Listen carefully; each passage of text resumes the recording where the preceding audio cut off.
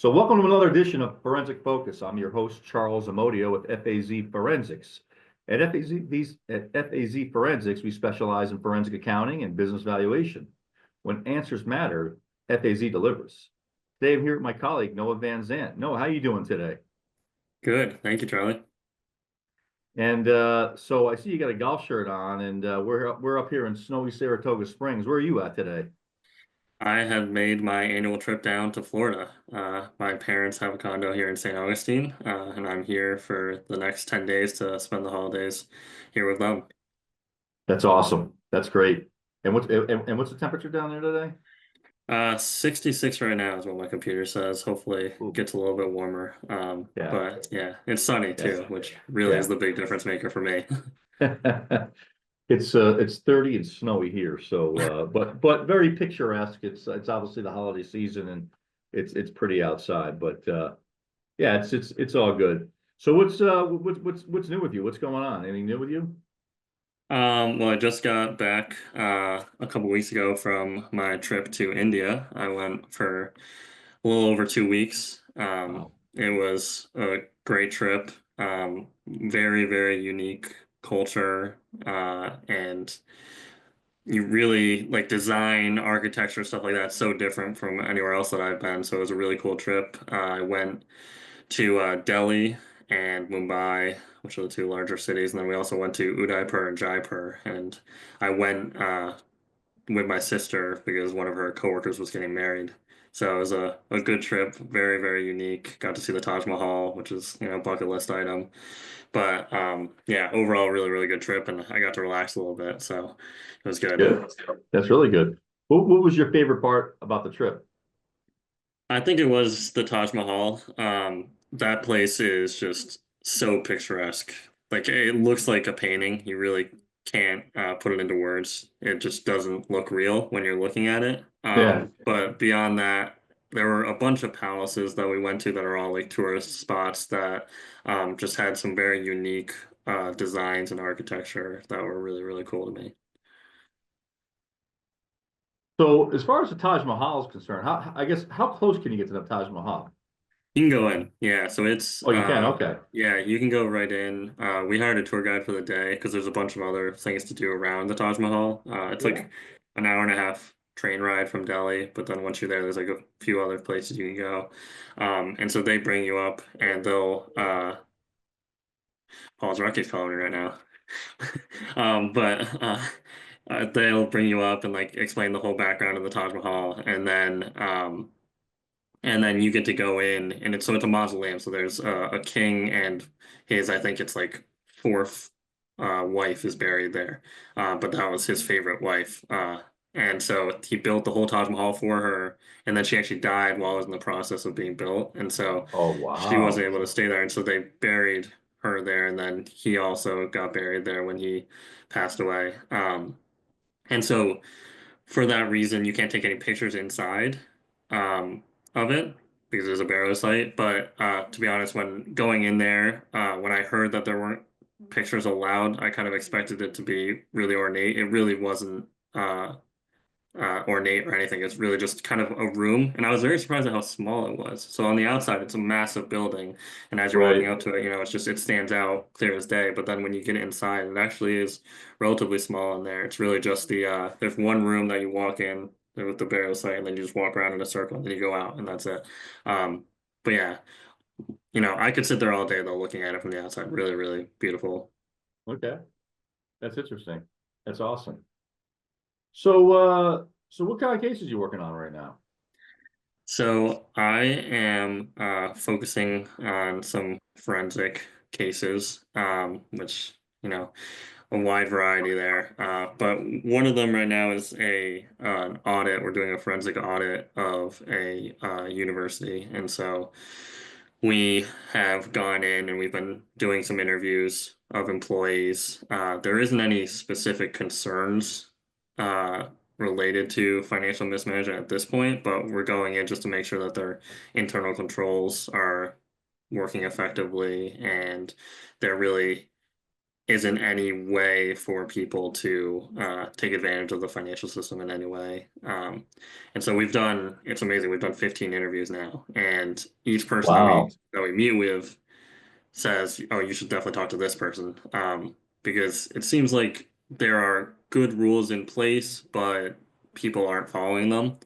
And so we're kind of going through trying to figure out, okay, what are people following, what aren't people following, and then we can issue some recommendations to the board on next steps so they can try and rectify any issues going forward.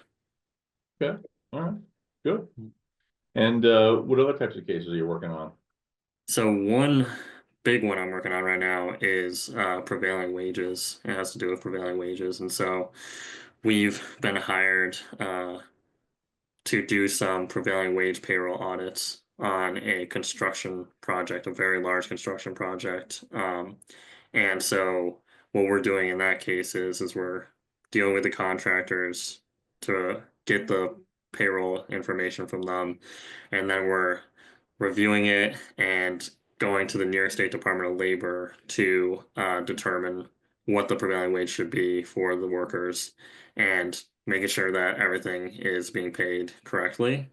If there are issues, then it involves a lot of correspondence between the Department of Labor district office as well as the contractors and our client, just to make sure that everyone's on the same page of what should have been paid or what needs to be paid in the future, um, and making sure that everything is paid correctly and that we can then attest at the end of it to say that everything was paid correctly for our audit period.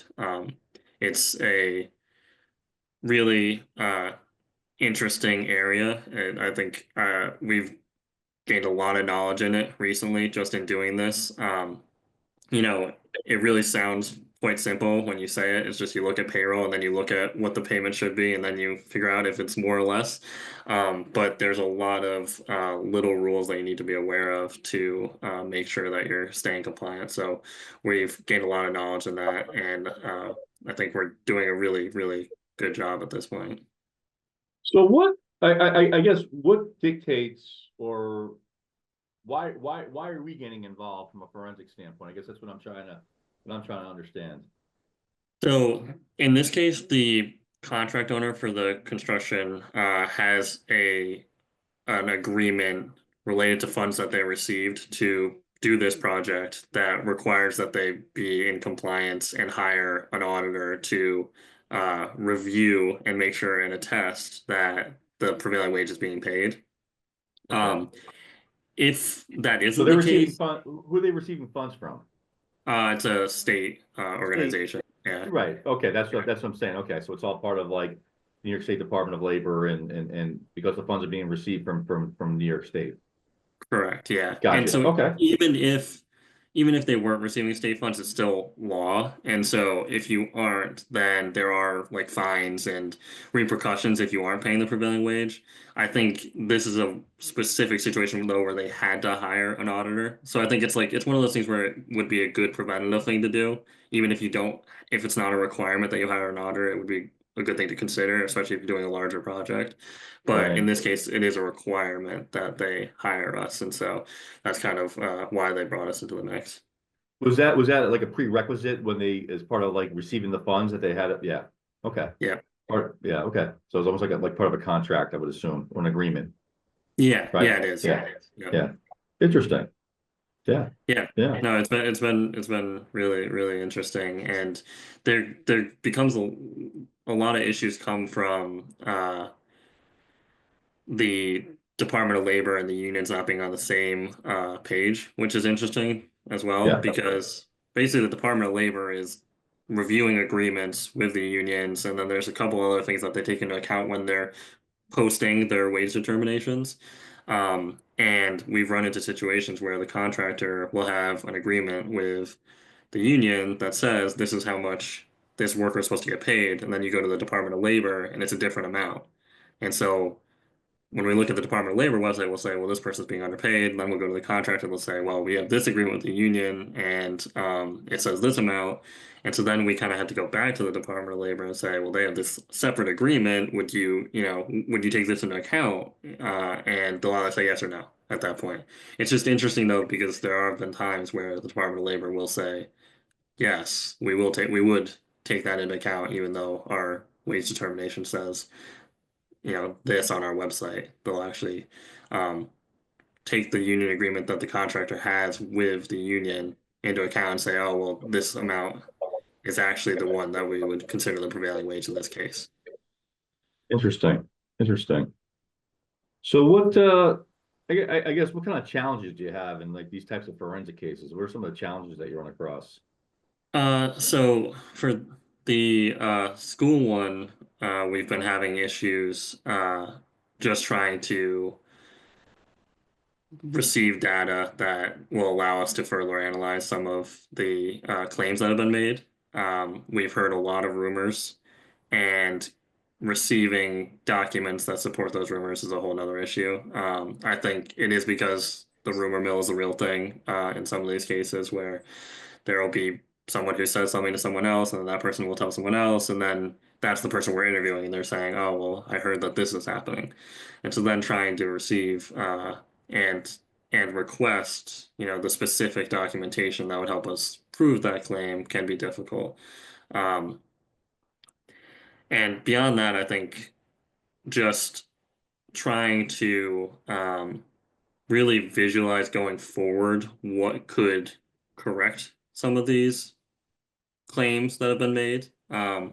So if it's a claim that people aren't following rules, but the rules are in place, that's difficult to rectify, right? Because you have the rules are in place. It's just that people aren't following them, and I think the best way to do that is really to have either us go on site and make sure that everyone's following the rules, and we might have to do that a couple times. We might have to do it now, and then we might have to do it 6 months from now to make sure they're still following the rules. Um, it might have to do with adding some new duties for different departments to have them check in on other departments, have some accountability across the departments that allows people to kind of do checks and balances to make sure that everyone is following the rules. And so that's been something that we're kind of grappling with and trying to make sure that, um, you know, the attorney in this matter is aware of that there are these kind of systematic issues that aren't going to be easily addressed, and they're probably going to require either us coming on site or some additional duties or additional checks and balances and accountability across the whole organization. Interesting. What do you like to do outside of work? So outside of work, I am a huge soccer fan. I love playing and watching soccer. My favorite team is Everton, which is a team based in England. They're in Liverpool. They have been quite bad the last, I'd say, 4 years. They've Okay. had, yeah, it's been a rough go. So the Premier League is on weekend mornings, and so I usually get excited getting up like on a Saturday morning to watch some soccer. And there are quite a lot of times in the past couple of years where I've been not happy after like noon, just because they do not play well. But yeah, that's something that I really like doing. I live in DC, so I'm like going to the museums and all the other kind of activities that they have there. Um, and yeah, besides that, I like to travel, as we already talked about. I'm Yeah, uh, yeah. a big So you traveler. so you traveled to India. Now I'm trying to remember. I think you earlier this year. Did you go somewhere else earlier this year? I can't remember. Yeah, so I was in Chile in January. Okay. Yes. And Chile was very cool. Yeah. That was a really, really cool trip. We went to down to Patagonia, which is again another bucket list item for me. Went to Torres del Paine, which is one of the most famous national parks down there. And we spent a full week there, and that was really really cool for me. I love to hike and get out in nature, and that's probably the most remote place, one of the most remote places you can go in the world. So it was really cool. Neat. Neat. And you like to read? Like, what are you reading right now? Yeah, that's a good question. So I just bought like 4 books on I think it's called like Thrift Reads or something like that. It's just a used bookstore, and I get books on there. I was a big nonfiction person up until like this year, really. I've tried to get more into fiction, and I really found some luck reading a guy, and I'm probably gonna butcher his name, but it's A. More Tolls. So most people might know that he wrote A Gentleman in Moscow, which is like his most famous book. And that book is really, really good. I love the way he writes. Like he writes really good characters that have great conversations with each other. And so I read that book, and then since then I've read every other book he's written. And Okay. so the books that I just ordered though are I went online and just said what authors or books are similar to books that Amor Tolls writes. And I got a couple recommendations. I actually haven't started them. I brought them here to Florida and I plan on getting into them probably this weekend, but Oh, great. I'm Yeah. excited. Yeah. Yeah. That's good. That's good. Yeah. I actually, I've always been a John Grisham fan, so I've basically read every book he's written. So, Yeah, it's good to and have an offer like that. Just give yeah, me something that but really it's funny sold. because like I've gotten through all the books, and then like when I get a new book, I'm like excited, and I'll read it like in a week and finish it, Yeah. and then I'm like, Yeah. okay, well, what do I do next, and but so I'm actually trying to do the same thing with David Baldacci. I've read a lot of David Baldacci books, so Oh, very nice. I wouldn't say there are some similarities, right? Nobody's Mm, exactly similar, but there are some similarities. So I like the characters, that these guys are right. I mean, these guys are obviously amazing. You get a yeah. feel for the character, the way they write. And I know like when they talk about places and they describe places, so you can imagine what this place is like, and it almost like you almost like feel like you're there. It's pretty cool. I think Grisham is really, really good at that. And that's probably why I like him so much. He helps create that image for you. Um, Yeah. and usually pretty easy reading too. So not too technical, but no, Yeah. it's pretty good. It's pretty good. Yeah. So I'll have to give him a read because I've definitely heard of John Grisham, but I don't think yeah. I've read one of his books. Yeah, and there's been a bunch of movies that he's, Yeah. books that he's written that have obviously, come to fruition. Obviously the Firm is, probably one of the most famous movies that he's books that he wrote that became a movie. I know that the Juror is another one that the book was really good. And then a few years later I saw the movie and like, wow, the movie was pretty cool. It wasn't exactly like the book, but it definitely it's funny because like you feel like, wow, I feel like I've read this somewhere or something like that, and you Yeah. obviously yeah, Yeah. good stuff, good stuff. So what is one thing that people should know about you that that doesn't come across like right away? So what's the one thing that you like to tell people about yourself? Is this work related or non-work related? Could be either. Could be either. I, I think work related, like one thing um that I would say wouldn't come off right away is that I actually love like being analytical and getting into like Excel spreadsheets and like looking for something. Um, like I think one of my favorite things to do is when we start a case and we get like 500, you know, however many documents, whatever it is, I love like scanning through them and searching through them and just learning as much as I can about the situation and, making sure that I touch every document that we receive, really just trying to make sure I have a good understanding of what we have and just looking for things. Like I view it as a puzzle, and I really enjoy trying to solve that puzzle. So I think that's one thing that some people wouldn't want to do, especially when it comes to Excel. Like I think people will see an Excel file and just get scared or not want to spend 5 hours looking at it, which I can actually understand, but I do like doing it. So, Yeah. um, yeah. So I think that's one thing professionally. Outside of that. Um, I don't know. I think because I'm so tall, so I get asked if I play basketball all the time. I think the one thing that people wouldn't get is that I play soccer and I'm not a goalkeeper. play in the midfield or striker, at least somewhere in the field is my preferred position.